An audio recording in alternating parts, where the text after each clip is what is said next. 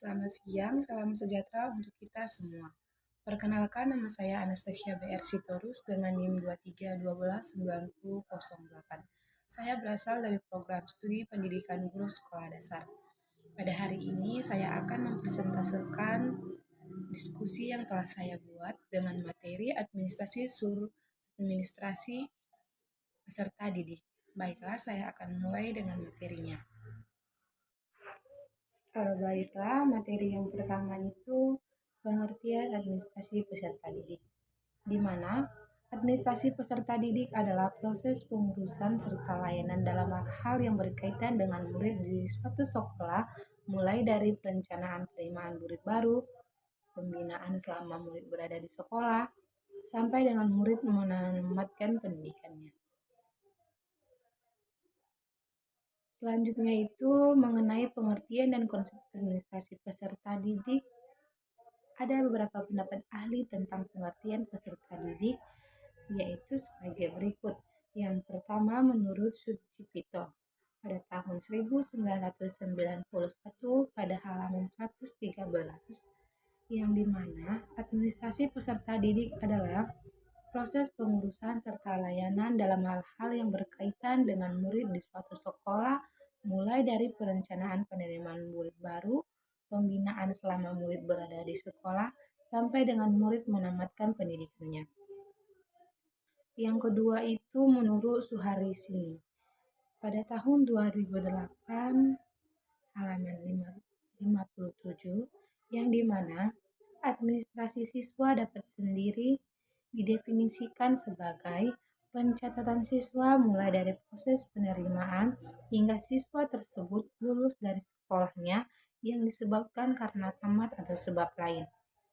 Yang ketiga, menurut Asnawir pada tahun 2005 halaman 167, yang dimana administrasi kesiswaan merupakan bagian dari kegiatan administrasi yang dilaksanakan di sekolah berupa usaha kerjasama yang dilakukan oleh para pendidik agar terlaksananya proses belajar mengajar yang relevan, efektif, efisien, dan guna tercapainya tujuan pendidikan yang diharapkan.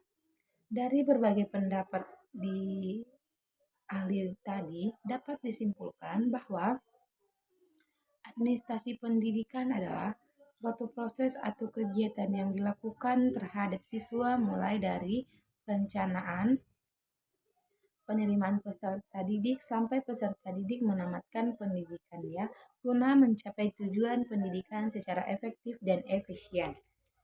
Yang kedua, materi yang kedua yaitu proses administrasi peserta didik, yang dimana kegiatan yang dilakukan dalam rangka administrasi peserta didik dibagi menjadi 3 tahap, yaitu kegiatan administrasi pada awal tahun pelajaran dan administrasi selama tahun pelajaran, administrasi akhir tahun pelajaran. Yang pertama itu kegiatan awal tahun pelajaran, di mana kegiatan awal tahun pelajaran yang dilakukan setiap sekolah adalah melaksanakan penerimaan murid baru. Kegiatan-kegiatan dalam penerimaan murid baru ada beberapa kegiatan yang harus dilakukan. Yang pertama itu penetapan daya tampung. Yang kedua, penetapan syarat-syarat murid baru. Yang ketiga, pembentukan panitia atau petugas penerimaan murid baru.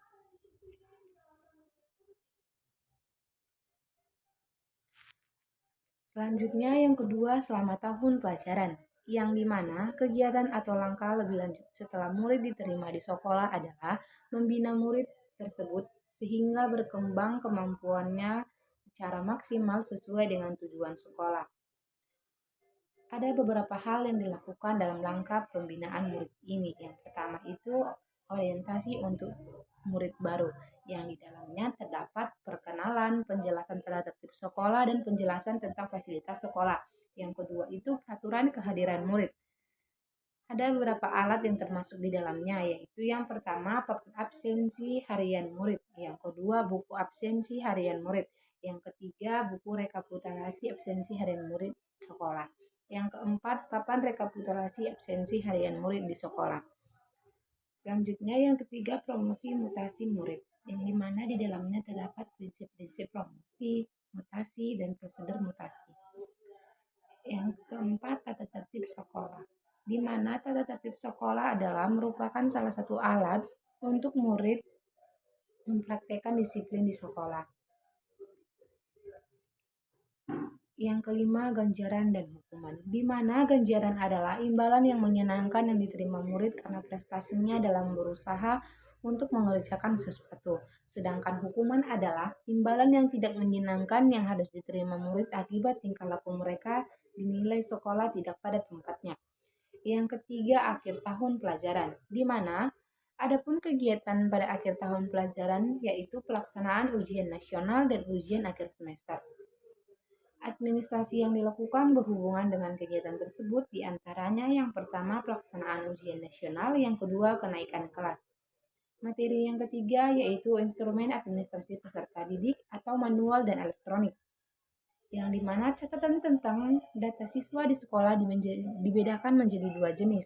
Yang pertama itu catatan data siswa untuk sekolah yang meliputi buku induk, buku kleper, catatan tata tertib sekolah, yaitu kumpulan semua peraturan atau bersifat umum dan khusus, ada yang dari pemerintah dan ada produk sekolah itu sendiri.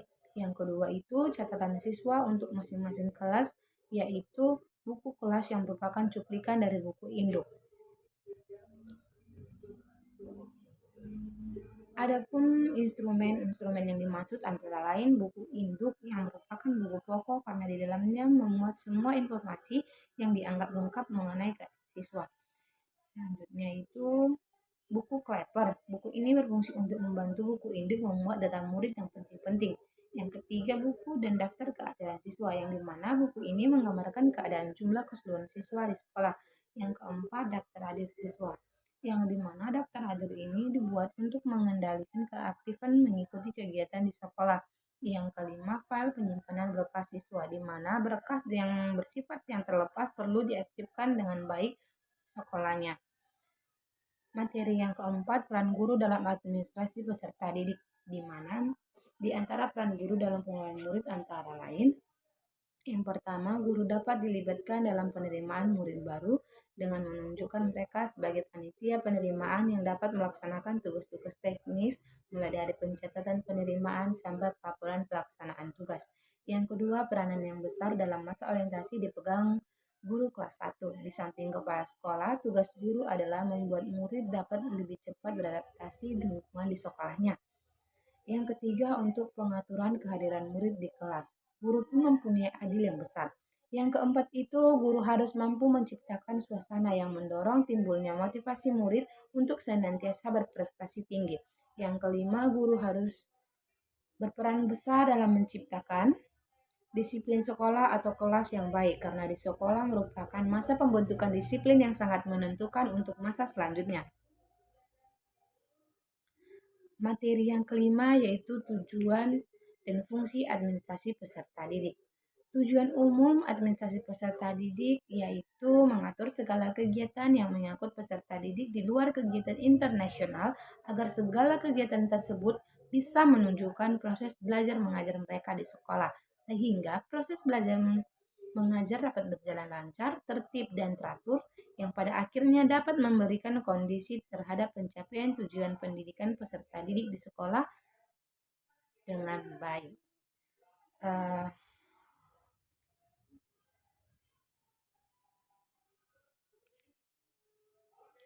Tujuan kursus administrasi kesiswaan adalah sebagai berikut yang disampaikan oleh Eka pada tahun 2007 halaman 9.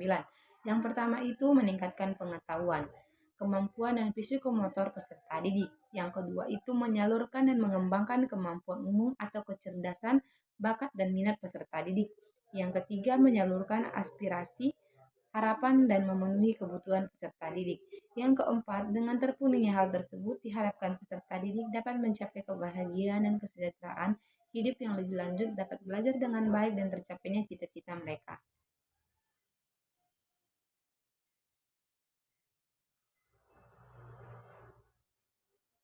Materi yang keenam yaitu prinsip-prinsip administrasi pendidikan, di mana di dalam melaksanakan kegiatan manajemen peserta didik ada beberapa prinsip yang harus dipedomi oleh para manajer sekolah. Yang pertama itu pengolahan pendidiknya lainnya. yang dimana prinsip-prinsip tersebut adalah yang pertama, manajemen peserta didik adalah bagian dari keseluruhan manajemen sekolah. Oleh karena itu, di dalam pelaksanaan kegiatan manajemen peserta didik harus mempunyai tujuan yang sama dengan mendukung tujuan manajemen sekolah secara keseluruhan. Yang kedua itu segala bentuk kegiatan manajemen peserta didik haruslah menambah nilai pendidikan dalam rangka mendidik para peserta didik untuk mencapai tujuan pendidikan.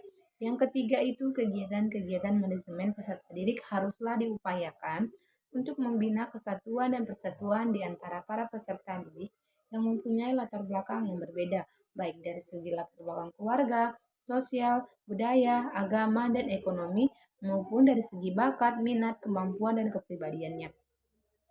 Yang keempat itu kegiatan manajemen peserta didik haruslah dipandang sebagai upaya pengaturan akan kehidupan di sekolah melalui pembimbing terhadap peserta didik. Yang kelima itu kegiatan manajemen peserta didik haruslah mendorong dan memacu kemandirian peserta didik. Demikian presentasenya. Jadi kesimpulannya yaitu administrasi peserta didik adalah suatu proses atau kegiatan yang dilakukan terhadap siswa mulai dari perencanaan penerimaan peserta didik sampai peserta didik menamatkan pendidikannya guna mencapai tujuan pendidikan secara efektif dan efisien. Tujuan adanya administrasi peserta didik dalam pendidikan adalah secara umum adalah untuk mengatur semua kegiatan yang berkaitan di dalam peserta didik agar proses belajar mengajar berjalan secara efektif dan efisien sehingga tujuan pendidikan dapat tercapai dengan maksimal. Peran guru dalam administrasi peserta didik adalah sebagai panitia penyeleksi penerimaan siswa baru, berperan dalam memudahkan siswa beradaptasi dengan lingkungan sekolah, mencatat mengontrol kehadiran siswa, melakukan uji kompetensi, menciptakan suasana yang menimbulkan motivasi siswa, menciptakan disiplin sekolah atau kelas yang baik, dan melaksanakan bimbingan karir serta penelusuran lulusan. Baiklah, demikian yang dapat saya sampaikan. Dengan begitu berakhirlah presentasi saya. Bila ada kata yang salah, mohon dimaafkan. Sekian dan terima kasih. Selamat siang dan salam sejahtera untuk kita semua.